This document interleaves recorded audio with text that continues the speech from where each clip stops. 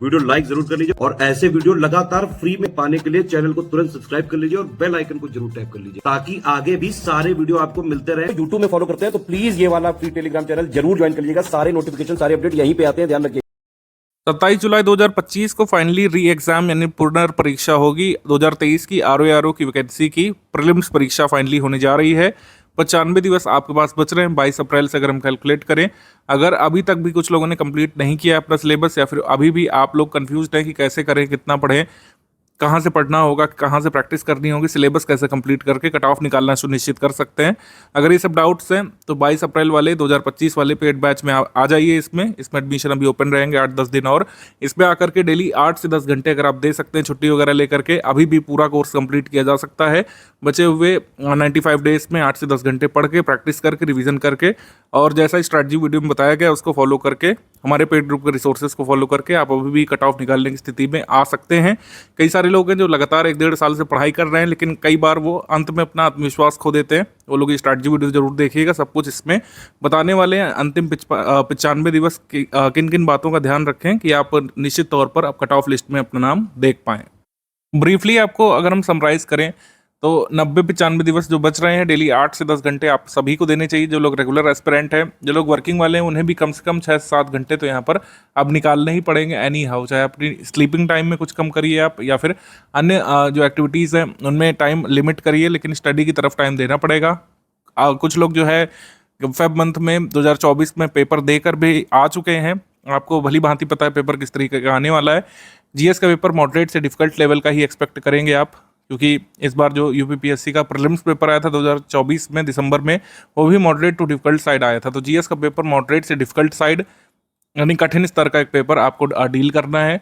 और जो लोग 2024 में फरवरी में एग्जाम दिए थे उन लोगों ने देखा किस स्तर का पेपर आया था। वो पेपर कैंसिल हो गया, वो अलग बात है, लेकिन वैसा पेपर अगर होता, सफलतापूर्वक हो गया होता तो निश्चित तौर पर कट ऑफ जो है 115, 120 या 110 भी रह सकती थी, जैसा लोग बता रहे थे। बहुत ही कम लोग अटेम्प्ट कर पाए थे क्वेश्चन जीएस वाले में, खास करके हिंदी वाला हमेशा की तरह पेपर आता है, ठीक है, पारंपरिक रूप से वैसा ही आता है, जिसमें करीब आपके 50 सवाल बहुत ही आसान स्तर के होते हैं, 5 सवाल थोड़े से कठिन स्तर के और 2-3 सवाल कुछ बहुत ज़्यादा डिस्प्यूटेड होते हैं, जिसमें एक से अधिक ऑप्शन सही हो सकते हैं।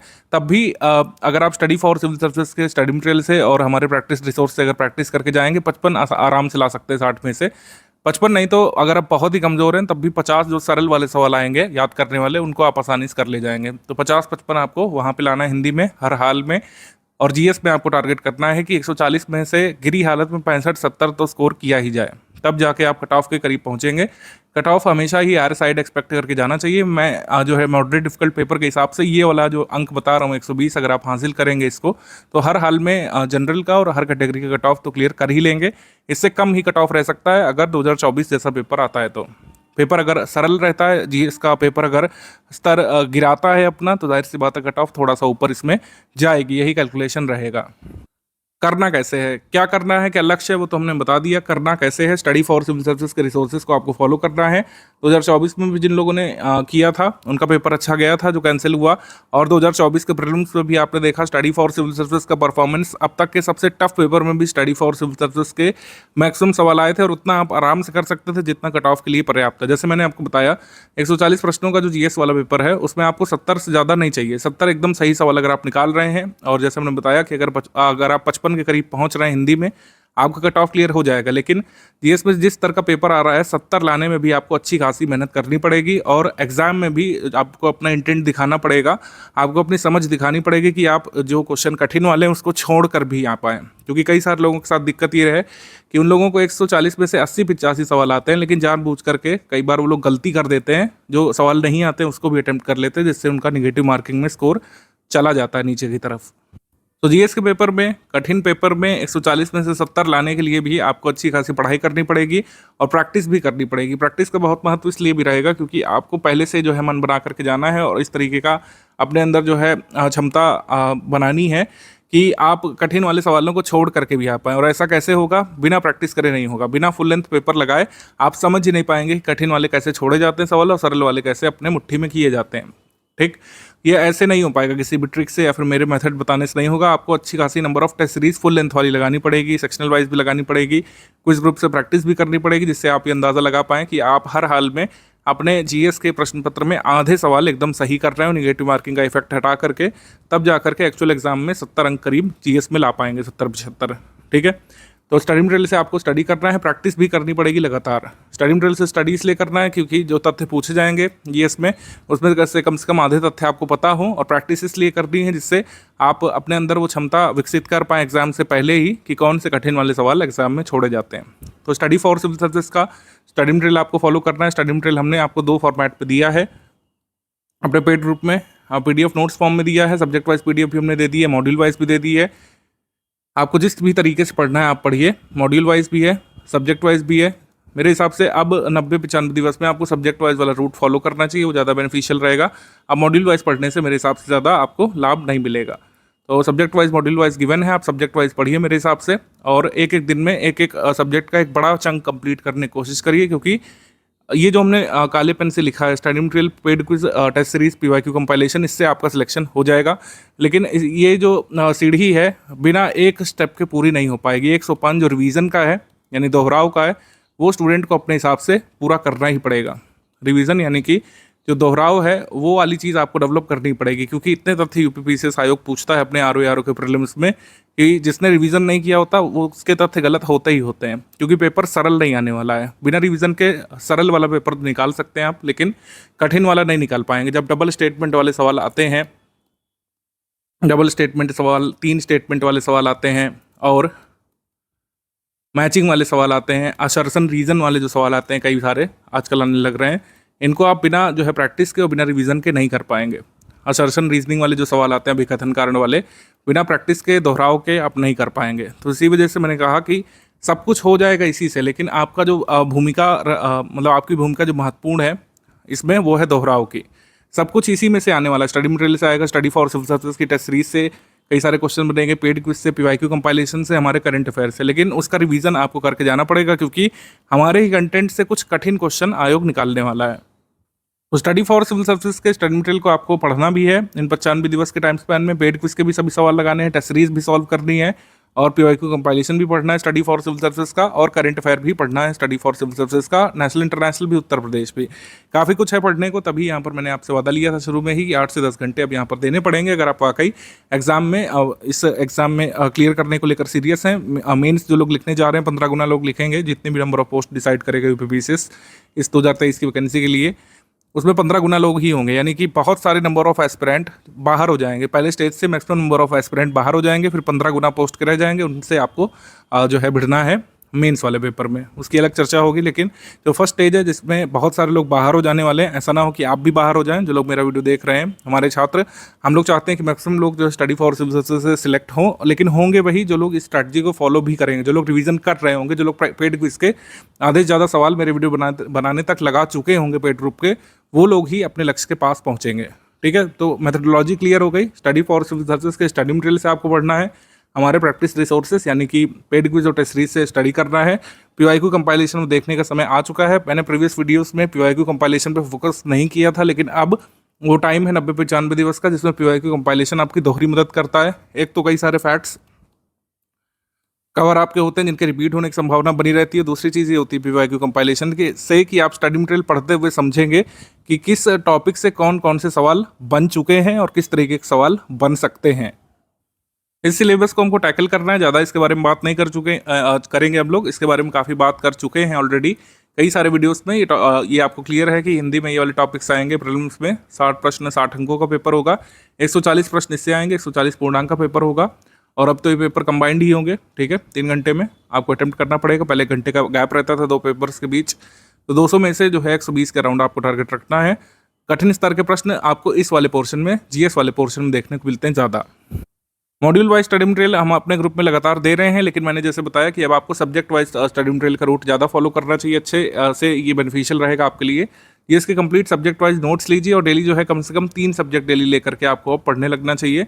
ऑलरेडी काफ़ी सारी चीज़ें आप लोग पढ़ चुके होंगे इस टाइम स्पैन में। अब 3-3 सब्जेक्ट को लेकर के रिवीजन करिए। रिवीजन में आपको कम टाइम देना है। जैसे मान लीजिए आपने हिस्ट्री का जो हमारा कंपाइलेशन है उसको पढ़ने में 10 से 12 दिन दिए होंगे, लेकिन आप रिवीजन करिए उस कंपाइलेशन का हर 2-2 3-3 दिन में एक बार।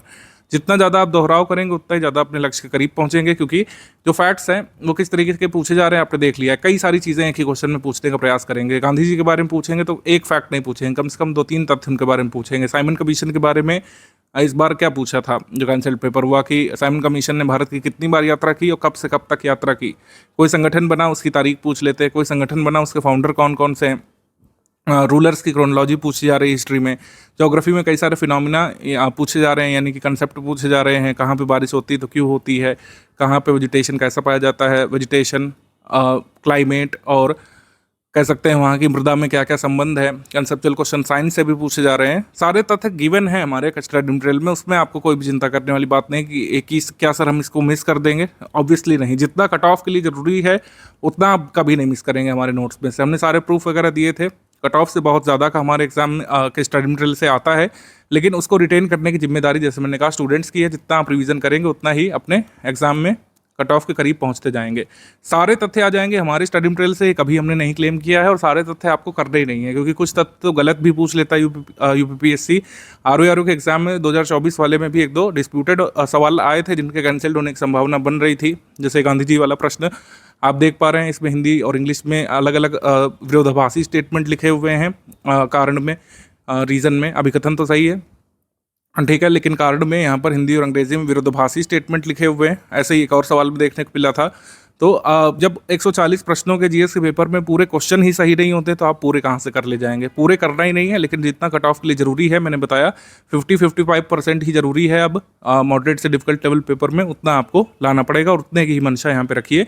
फुल इन टेस्ट सॉल्व करते समय भी अपना मोराल नहीं गिराइएगा। आपको ये ध्यान रखना है कि हमें जो है आधा ही चाहिए। जीएस में कठिन स्तर का ही पेपर आएगा, इसी वजह से स्टडी फॉर सिविल सर्विसेज के टेस्ट भी कठिन स्तर के ही दिए गए हैं। करंट अफेयर की बात करें तो करंट अफेयर में आपको ज़्यादातर क्वेश्चन सही निकालना है, क्योंकि जो करंट अफेयर है, अगर हम बात करें international national current affair, Uttar Pradesh current affair मिलाकर के करीब 19 से 20 सवाल आपको देखने को मिल सकते हैं। और अगर आप इसमें 15-16 सही कर ले गए तो आप कट ऑफ का जो मार्किंग है आपका, मतलब हमको जो 70 चाहिए, उसमें से एक बड़ा हिस्सा तो करंट अफेयर से ही निकाल ले जाएंगे।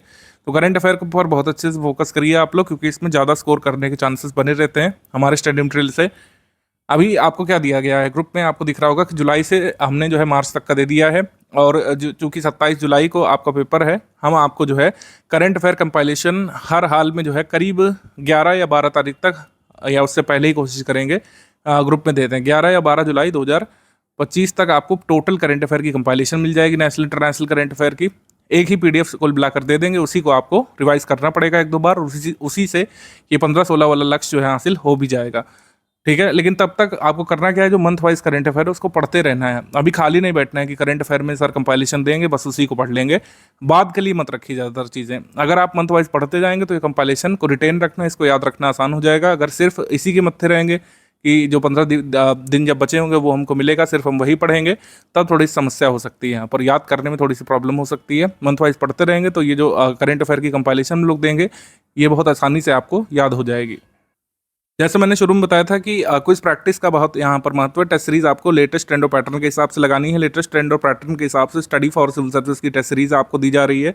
मतलब ऐसी टेस्ट सीरीज जिसमें आप 50%, 55% से ज़्यादा सवाल एक बार में सही कर ही ना पाएँ। जीएस वाली अगर हम बात कर रहे हैं टेस्ट सीरीज में, तो वो ऐसी टेस्ट सीरीज जो है सिर्फ study for civil service institute आपको मुहैया करा रहा है, क्योंकि लेटेस्ट ट्रेंड ऐसा ही है। आप 55%, 60% से ज़्यादा कर ही नहीं सकते हैं, ठीक है। ह्यूमनली पॉसिबल इतना ही है, क्योंकि इतना ही कट ऑफ आपको क्लियर करना है, ठीक है। लंबे क्वेश्चंस आपको एग्जाम में देखने को मिलेंगे, टफ ट्रिकी क्वेश्चन भी देखने को मिलेंगे।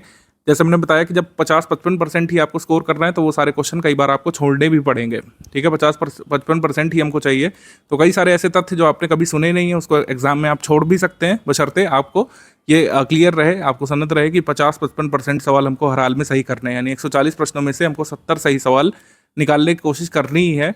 65-70 सवाल हमको निकालना है हर हाल में, निगेटिव मार्किंग का इफेक्ट हटा करके, और इतना किया जा सकता है हमारे स्टडी मटेरियल से। कुछ तथ्य एग्जाम में हमारे स्टडी मटेरियल से नहीं आएंगे, किसी के स्टडी मटेरियल से नहीं आएंगे। कुछ तथ्य जो पूछे जाते हैं वो एग्जामिनर के दिमाग की उपज होती है, वो आंसर की में ही क्लियर हो पाता है कि क्या उन्होंने पूछा और क्या उसका उत्तर है। ऐसे क्वेश्चन से दूर रहने का प्रयास करिएगा। आप कुल मिलाकर के ये ध्यान रखिएगा कि ओएमआर पर आपके 70 सही सवाल अगर निकल रहे हैं तो उससे ज़्यादा रिस्क लेने की ज़रूरत नहीं है। डिफिकल्ट लेवल का पेपर आता है तो, अगर इजी लेवल पेपर आता है तो वहीं पर आपको निर्णय लेना पड़ेगा कि हमको ये जो आंकड़ा है ये 70 से लेकर 90 तक भी ले जाना है, अगर पेपर जो है ईजी प्रतीत होता है आपको वहाँ पे। तो ये जो कैलकुलेशन है इसको बेस्ट रखने के लिए या फिर इस पर अपना कह सकते हैं माइंडसेट अच्छी तरीके से मजबूत करने के लिए आपको कई सारे फुल लेंथ टेस्ट लगाने पड़ेंगे। इसी वजह से स्टडी फॉर सिविल सर्विस ने जीएस के काफ़ी सारे फुल लेंथ टेस्ट अपनी टेस्ट सीरीज में डाले हैं। 64 टेस्ट हम लोग कराएंगे जिसमें 28 फुल लेंथ टेस्ट हमने दिए हैं जीएस वाले। तो इन 28 फुल लेंथ टेस्ट को अटैम्प्ट करने के बाद आपको अपने आप ही ये जानकारी हो जाएगी कौन से तथ्य जो अटैम्प्ट करने लायक होते हैं, कौन से तथ्य छोड़े जाते हैं और 140 प्रश्नों के कठिन पेपर में 70 सवाल कैसे सही निकाले जाते हैं। ठीक है, सरल सवाल कैसे छांटे जाते हैं पूरे पेपर में से, ये आप सीखेंगे इन 140 प्रश्नों के 28 सेट लगाने के बाद। इसी वजह से 28 फुल लेंथ टेस्ट हमने दिए हैं। 10 सेक्शन वाइज टेस्ट है, इनको भी जरूर लगाइएगा। ठीक है, और हिंदी के टेस्ट जरूर लगा लीजिएगा। हिंदी के टेस्ट और हिंदी का जो क्विज ग्रुप में हमने क्वेश्चंस कराए हैं, मतलब हिंदी के क्विज वाले क्वेश्चंस आपने सॉल्व कर लिए और जो टेस्ट सीरीज वाले सवाल सॉल्व कर लिए। तो मैं कह रहा हूँ कि सिर्फ इतना भी करके जो है 55 नंबर लाया जा सकता है। और अगर आपने स्टडी मटेरियल रिवाइज कर लिया तो सोने पे सुहागा है, फिर तो आपको 55-57 लाने से कोई रोक ही नहीं सकता है। तो इतना आपको कर लेना है और बिल्कुल किया जा सकता है। डेली 8 से 10 घंटे में आप स्टडी मटेरियल का प्रिंट लेके सकते हैं, जो ऑनलाइन भी पढ़ सकते हैं। सारी चीज़ों को एकदम वेरीफाई करके हमने दे दिया है। कोई भी छोटा सा एरर करेक्शन है वो ग्रुप में तुरंत ही दिया जा रहा है। क्विज ग्रुप में जरूर देखते रहिए।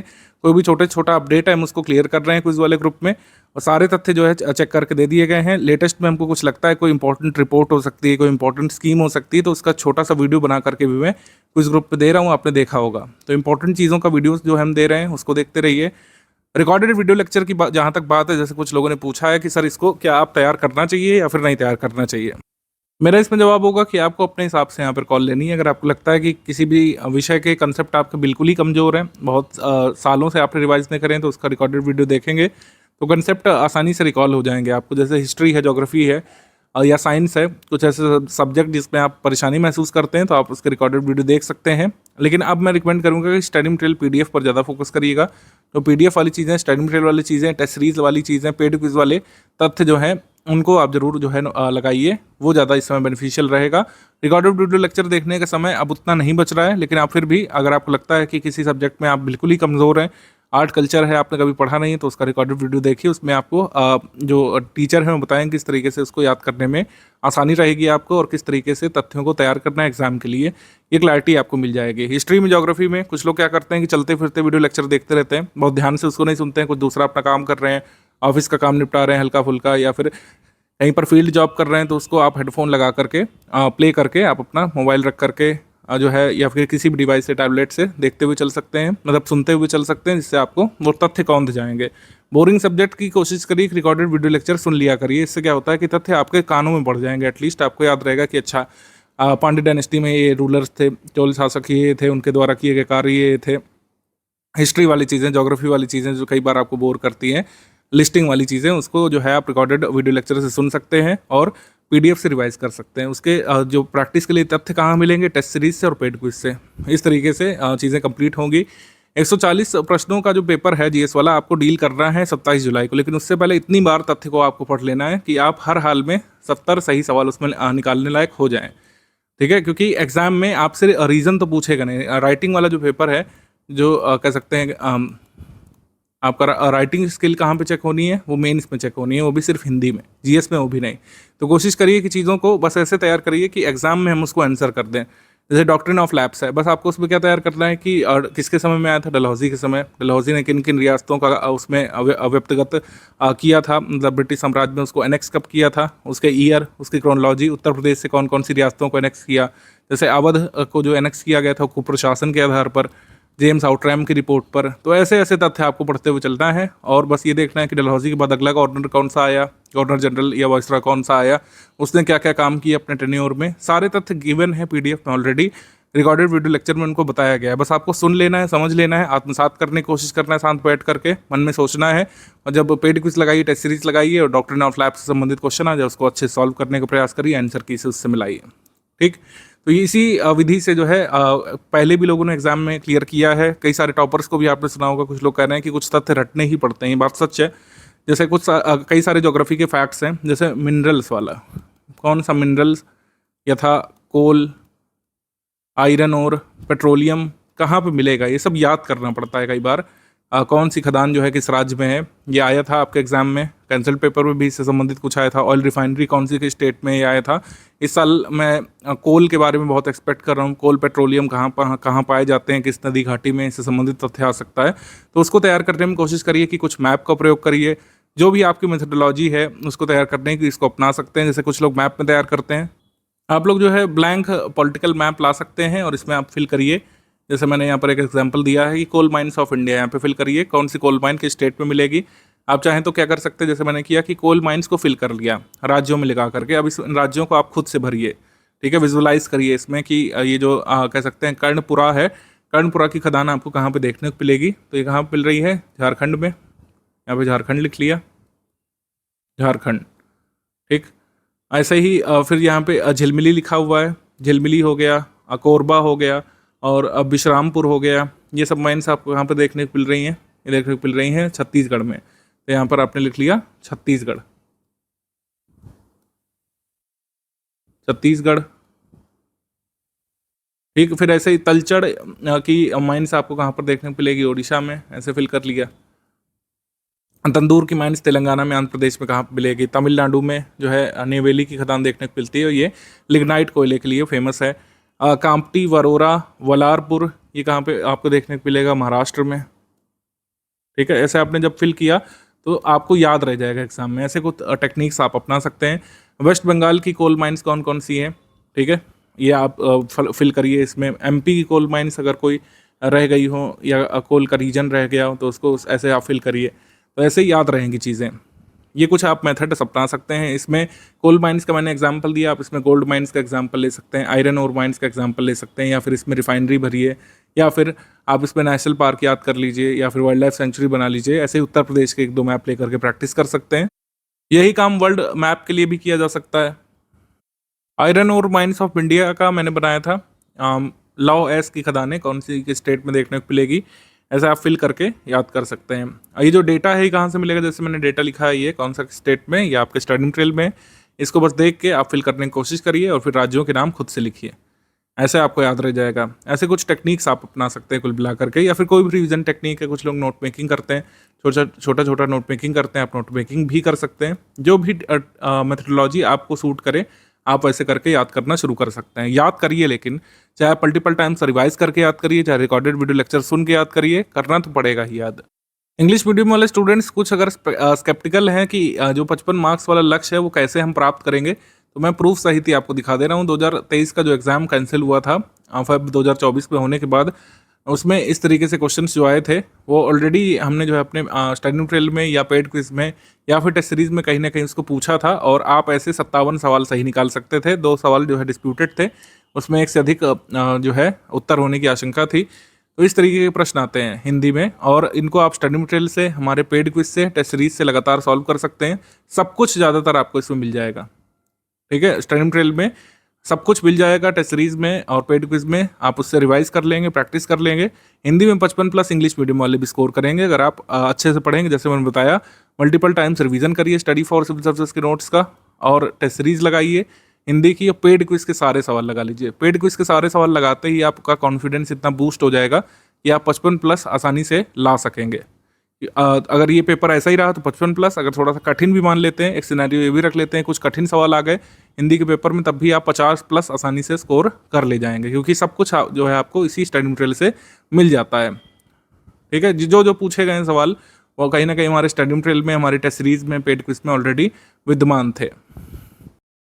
2023 का जो पेपर कैंसिल हुआ था, इसमें इस तरीके से सवाल आए थे। मैक्सिमम सवाल आपको किस सब्जेक्ट से देखने को मिले, ज्योग्राफी से, हिस्ट्री से और करंट अफेयर से मैक्सिमम सवाल आपको देखने को मिले। और इस बार भी ऐसा ही होगा, थोड़ा बहुत अंतर हो सकता है।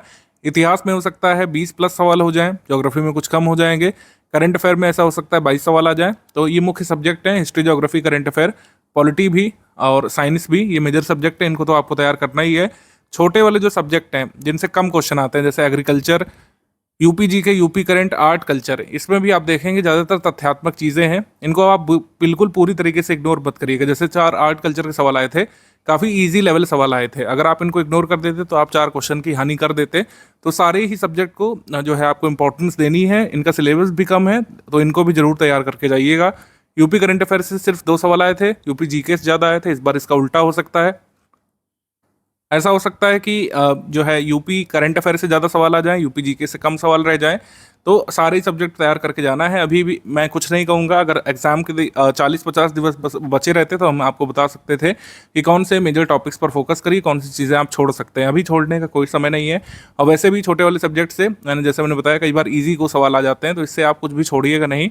ये जो छोटे वाले सब्जेक्ट हैं इनको भी लगातार पढ़ के जाइएगा। काफ़ी सारी लिस्टिंग वाली चीज़ें इसमें हैं, जैसे आर्ट कल्चर में कौन सी पेंटिंग कहाँ पाई जाती है, कौन सा नृत्य कहाँ पे होता है, कौन सा स्मारक कहाँ पे बना है, यूनेस्को की हेरिटेज साइट्स कौन कौन सी हैं, इंटेंजिबल कल्चरल हेरिटेज साइट्स कौन कौन सी, उत्तर प्रदेश की हेरिटेज साइट्स कौन कौन सी हैं, कौन सी रिवर के किनारे कौन से नगर बसे हैं, ये सब चीज़ें जो है उसमें पूछी जाती हैं।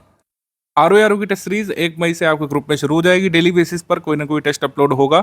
जिस दिन अपलोड हो उसी दिन जो है इसको सॉल्व करने की कोशिश करिएगा। सारी चीज़ें लास्ट के लिए मत इकट्ठा करिए, लास्ट में सिर्फ करिएगा रिवीजन।